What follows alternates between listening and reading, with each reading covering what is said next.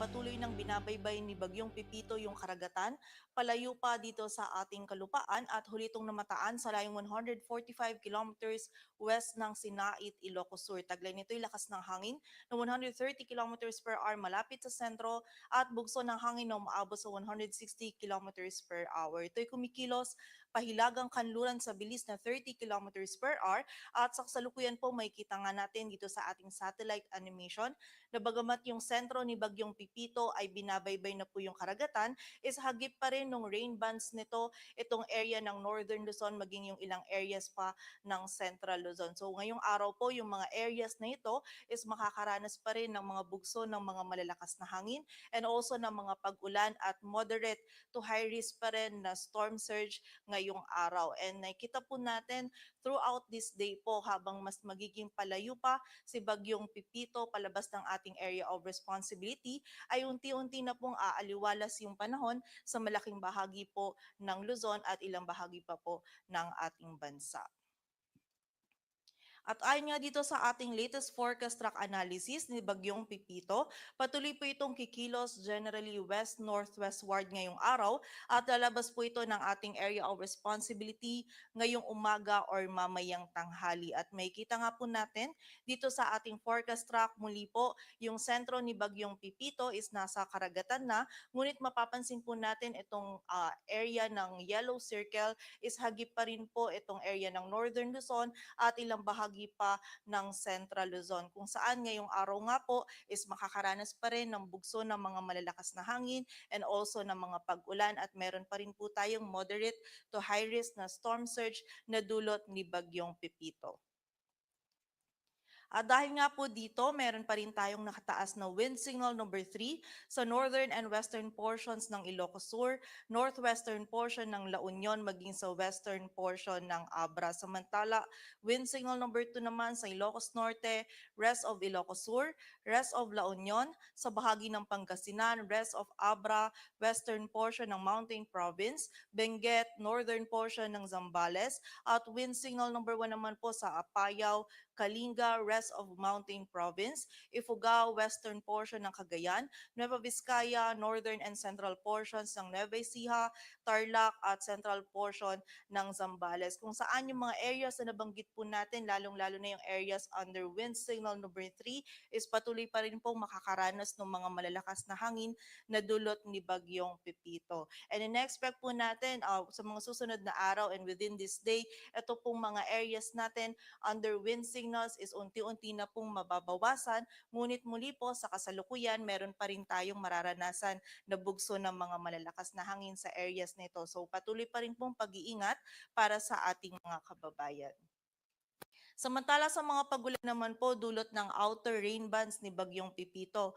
Ngayong araw meron pa rin tayong mga moderate to heavy na pagulan na mararanasan sa Ilocos Sur, La Union, Pangasinan, Zambales, maging sa bahagi din ng Benguet, Tarlac, Nueva Ecija, Aurora at sa Cagayan, Isabela, miging sa area din po ng Batanes. So patuloy pa rin pong pag-iingat para sa ating mga kababayan sa banta po ng mga pagbaha at pagguho ng lupa, lalong-lalo na po yung mga areas natin na malapit sa mga ilog, sapa, and also sa mga bulubunduking lugar kung saan posible po tayo or prone po tayo sa mga flash floods or yung pagragasa po ng tubig and also sa mga landslides. At sa kasalukuyan po, meron pa rin tayong moderate to high risk ng storm surge kung saan 2.1 to 3 meters po yung posible pong taas ng storm surge sa area ng La Union, Ilocos Sur at Pangasinan. Samantala 1 to 2 meters naman sa Aurora, Ilocos Norte, Ilocos Sur, Isabela, Pangasinan at Zambales. So kapag meron pa rin po tayong moderate to high risk ng storm surge, is mas mainam po na lumayo pa rin tayo sa coastal areas and also pumunta po tayo dun sa mas mataas po na lugar para maiwasan natin yung mga pagbaha na dulot ng storm surge. At kapag meron po tayong storm surge or moderate to high risk po ng storm surge, is mas mainam po na isuspend po muna natin yung mga water or marine activities po natin, gaya po halimbawa ng surfing or ng paglangoy po dito po sa mga coastal areas po ng mga nabanggit nating lugar. At sa kasalukuyan po, meron tayong nakataas pa din na gale warning sa area ng Ilocos Norte, Ilocos Sur, La Union, Pangasinan, maging sa northern coast ng Zambales, eastern coast ng Cagayan at sa bahagi po ng Isabela. Samantala, meron din po tayong gale warning na nakataas sa area po ng Batanes. Dulot po ito ng ina-expect natin na incoming northeasterly wind flow sa mga susunod po na oras. At para naman po sa magiging lagay ng panahon ngayong araw ng Lunes, malakas pa rin po na hangin and also may mga pag-ulan pa rin po tayong mararanasan dito sa area ng Ilocos Region. Dulot pa rin po yan ni Bagyong Pepito. Samantala, may bugso pa rin po tayo ng mga malakas na hangin and panakanakang pag-ulan dito sa Cordillera Administrative Region and also dito din sa area ng Zambales. And samantala naman po, magiging maulap pa rin po yung ating kalangitan sa malaking bahagi ng Cagayan Valley, sa nalalabing bahagi pa ng Central Luzon, maging sa area po ng Calabarzon at dito sa Metro Manila ngayong araw kung saan may tsansa pa rin po tayo ng mga kalat-kalat na pag-ulan, pagkidlat at pagkulog dulot naman po yan ng trough or ng extension ni Bagyong Pepito. Samantala, sa nalalabing bahagi naman po ng Luzon ay meron lamang tayong mararanasan ng mga isolated na mga pag-ulan, dulot yan ng mga localized thunderstorm. Samantala, sa bahagi naman po ng Visayas at Mindanao ngayong araw ay patuloy pong magiging bahagyang maulap hanggang sa maulap yung ating kalangitan. Meron lamang po tayong mararanasan pa rin ng mga isolated ng mga pag-ulan, dulot yan ng mga localized thunderstorms. Patuloy po tayo magantabay sa updates sa ipapalabas ng pag-asa at para sa mas kumpletong impormasyon, bisitahin ang aming website pag-asa.tust.gov.ph. At yan po muna ang latest dito sa Weather Forecasting Center ng Pag-asa. Grace Castañeda, magandang umaga po.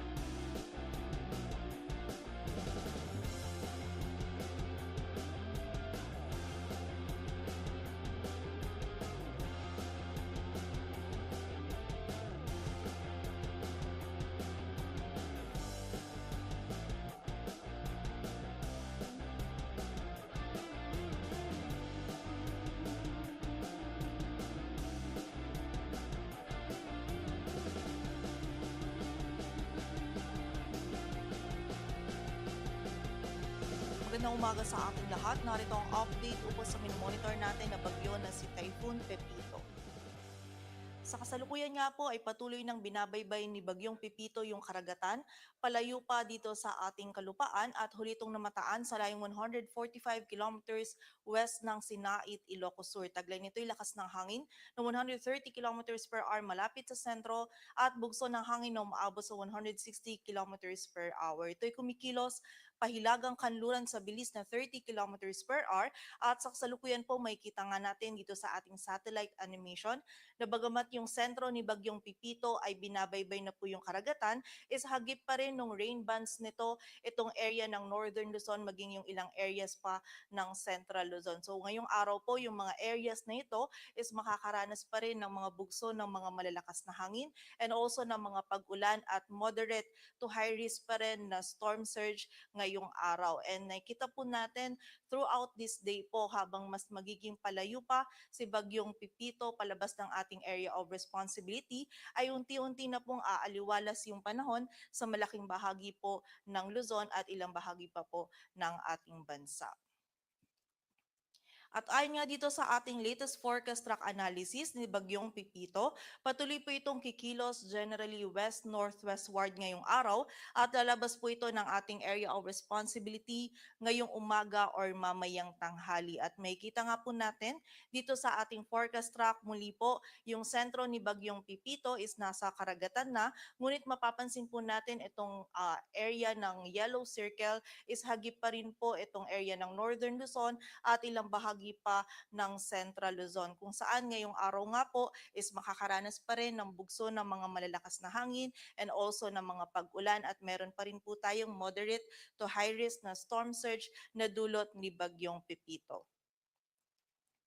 At dahil nga po dito, meron pa rin tayong nakataas na wind signal number 3 sa northern and western portions ng Ilocos Sur, northwestern portion ng La Union, sa western portion ng Abra. Samantala, wind signal number 2 naman sa Ilocos Norte, rest of Ilocos Sur, rest of La Union, sa bahagi ng Pangasinan, rest of Abra, western portion ng Mountain Province, Benguet, northern portion ng Zambales, at wind signal number 1 naman po sa Apayao, Kalinga, rest of Mountain Province, Ifugao, western portion ng Cagayan, Nueva Vizcaya, northern and central portions ng Nueva Ecija, Tarlac at central portion ng Zambales. Kung saan yung mga areas na nabanggit po natin, lalong-lalo na yung areas under wind signal number 3 is patuloy pa rin pong makakaranas ng mga malalakas na hangin na dulot ni Bagyong Pepito. And in-expect po natin sa mga susunod na araw and within this day, ito pong mga areas natin under wind signals is unti-unti na pong mababawasan. Ngunit muli po sa kasalukuyan, meron pa rin tayong mararanasan na bugso ng mga malalakas na hangin sa areas nito. So patuloy pa rin pong pag-iingat para sa ating mga kababayan. Samantala sa mga pagulan naman po dulot ng outer rain bands ni Bagyong Pipito. Ngayong araw meron pa rin tayong mga moderate to heavy na pagulan na mararanasan sa Ilocos Sur, La Union, Pangasinan, Zambales, maging sa bahagi din ng Benguet, Tarlac, Nueva Ecija, Aurora at sa Cagayan.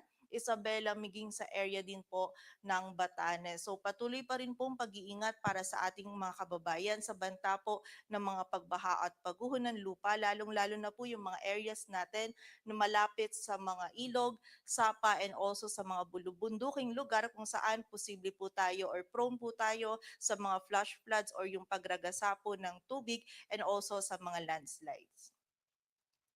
At sa kasalukuyan po, meron pa rin tayong moderate to high risk ng storm surge kung saan 2.1 to 3 meters po yung posible pong taas ng storm surge sa area ng La Union, Ilocos Sur at Pangasinan. Samantala 1 to 2 meters naman sa Aurora, Ilocos Norte, Ilocos Sur, Isabela, Pangasinan at Zambales. So kapag meron pa rin po tayong moderate to high risk ng storm surge, is mas mainam po na lumayo pa rin tayo sa coastal areas and also pumunta po tayo dun sa mas mataas po na lugar para maiwasan natin yung mga pagbaha na dulot ng storm surge. At kapag meron po tayong storm surge or moderate to high risk po ng storm surge, is mas mainam po na isuspend po muna natin yung mga water or marine activities po natin, gaya po halimbawa ng surfing or ng paglangoy po dito po sa mga coastal areas po ng mga nabanggit nating lugar.